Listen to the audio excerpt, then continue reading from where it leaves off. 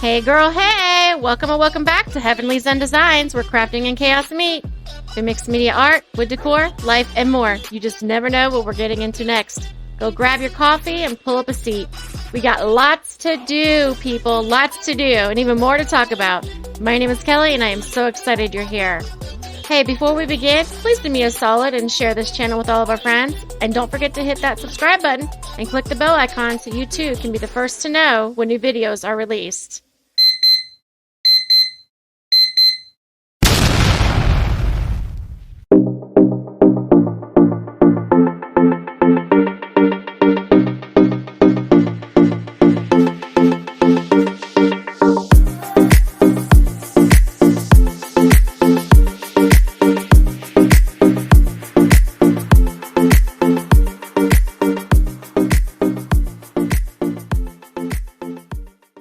Guys, I am so excited you're here with me today. Thank you for coming back. Today we're going to be doing another personalized name set for my daughter, Kellie.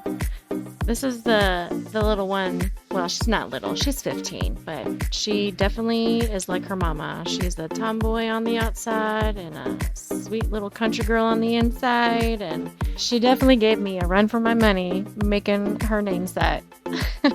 She was wanting things that I have never done before.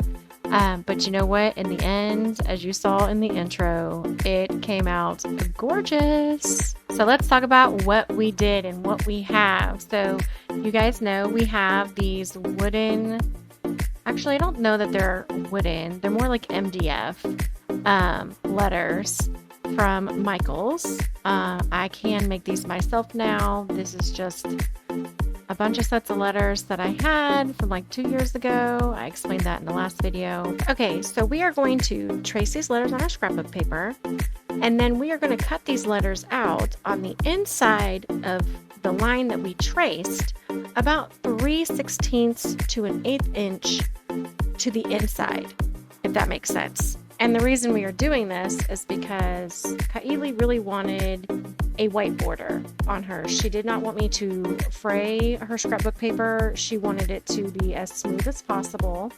And so we made that happen. And they actually turned out really good. I have never done this on any of the projects that I have made. The other 5 sets that I've made, I've never done this particular style. So that was change number 1 for me.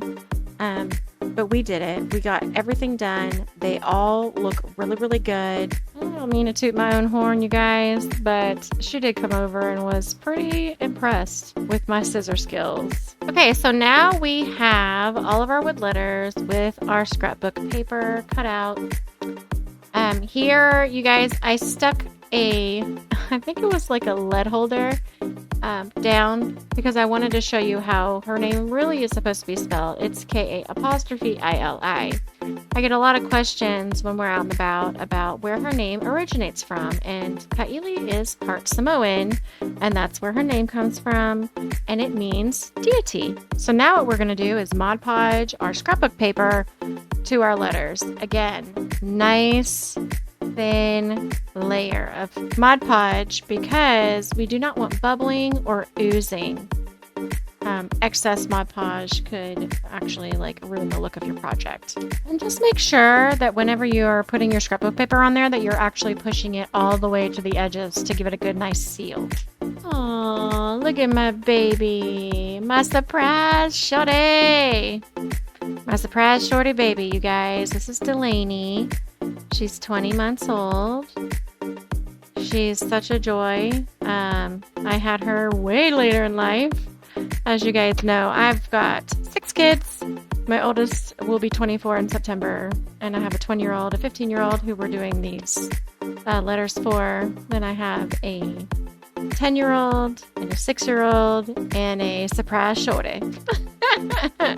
I also have a bonus daughter, Zoe. She's 11. And we will be doing letters for her and my 6-year-old Lexi in the future, very soon. So be on the lookout for those 2 videos. Back to what we were doing, y'all.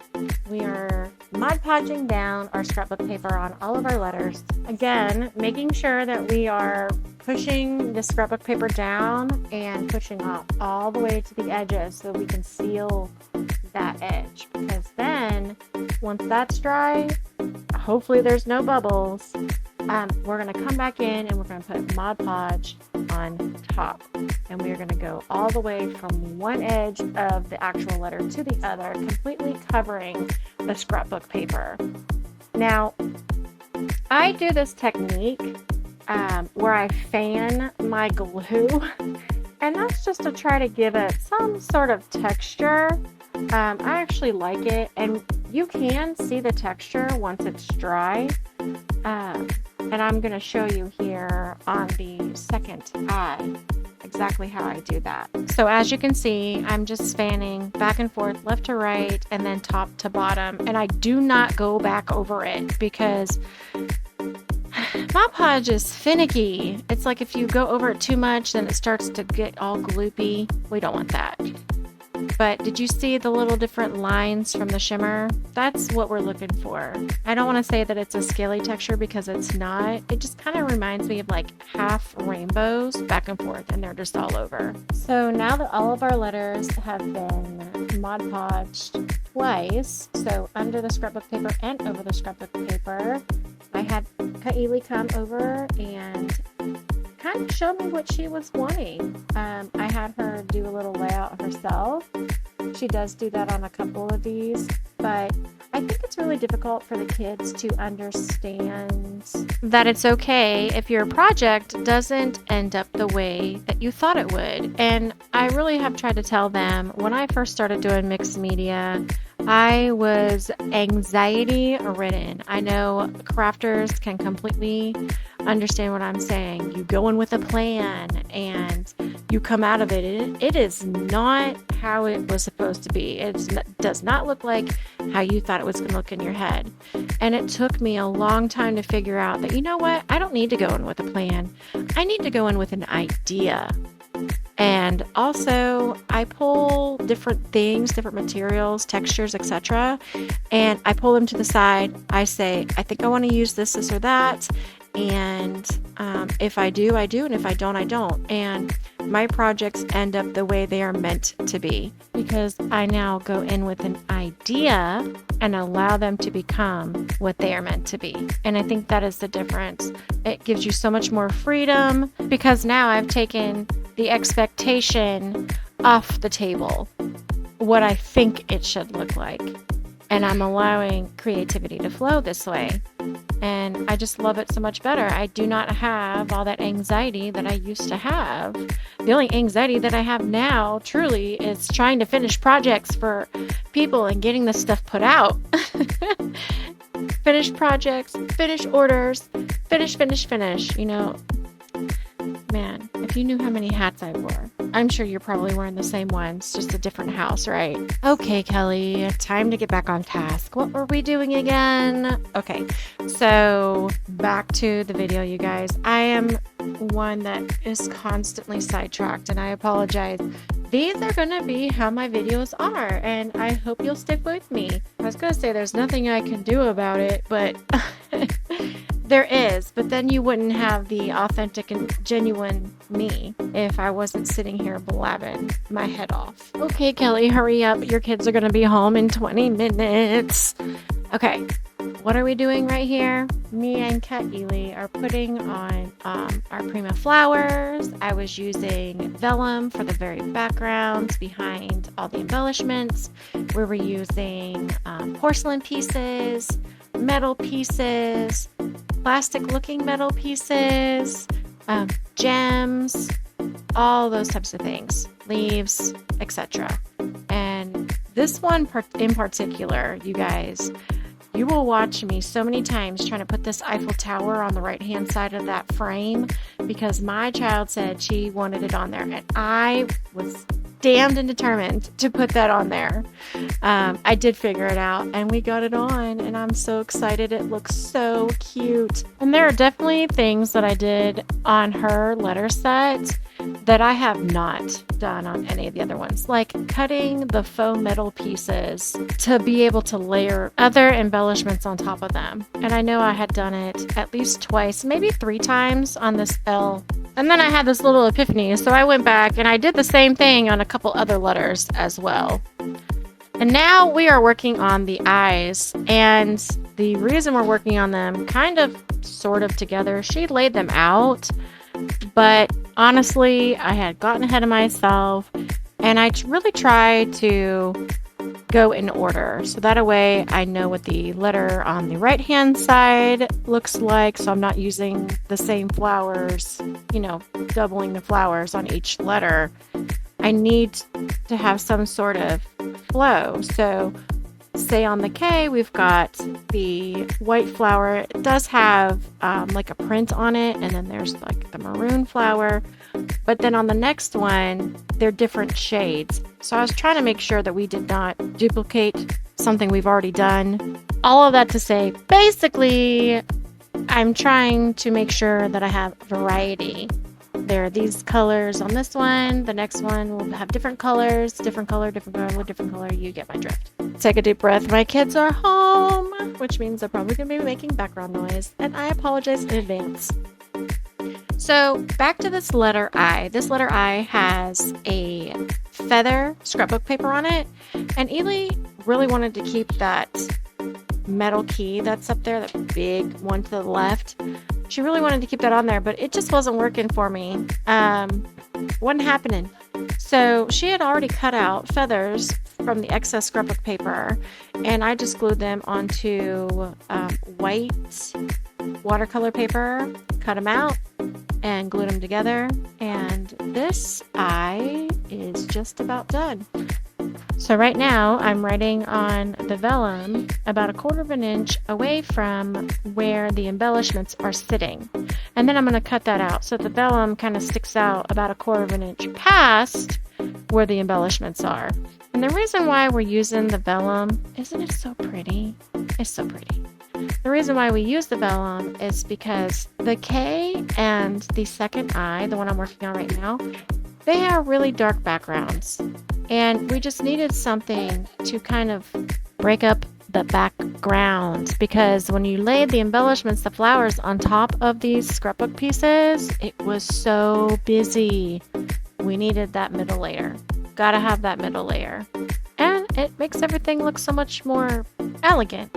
So I don't know if you guys could tell, but I went round and round with this letter. Round and round, because I wanted to make sure that it had every different kind of embellishment that we have been putting on the other ones, from the porcelain, the metal, the fake metal, different colors of metal and fake metal, because I had some that looked like gold and some that were silver. And in the end, I got it done. Glued that on and moved on to the next step, which was outlining. You guys, I have never outlined with a metallic before.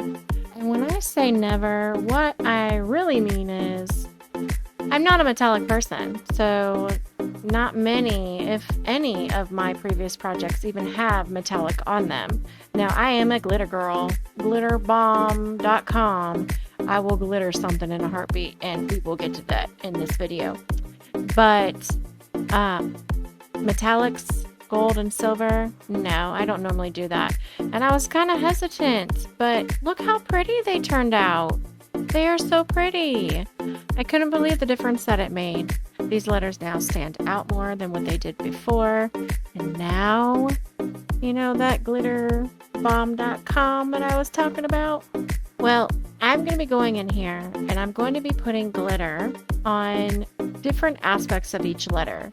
The K, it'll only be on the flowers. The A, it's on the leaves. The I, it's only on the feathers. The L, it has a lot of like postcards on it. So the darker, if it was a darker postcard, then I would put glitter on that area. And then again on the I only put it where the flowers were. And it took time, but they turned out so pretty. She didn't want a whole lot of glitter, and that's fine. So I only did one layer and only on the scrapbook paper itself. Normally when I'm doing glitter, you guys, I'm doing glitter. There's glitter on everything. Like hints of glitter. It's not covered in glitter, but you know, the tips of the leaves have glitter. The very edges of the flowers have glitter. That's how I normally do my stuff. But she wanted very little. Honestly, I think she might have been against it at first, but I was like, no, we're putting glitter on here because I wanted those flowers on those dark pieces to stand out. They were beautiful. So she allowed me to do it, a nice light layer. And it took probably 6 to 12 hours before they were completely dry. But that was okay because I made sure they were up and away from little fingers so we didn't get fingerprints or smudging, anything like that. And the end result, again, you guys, the gold border outline, whatever you want to call it, really makes these letters pop.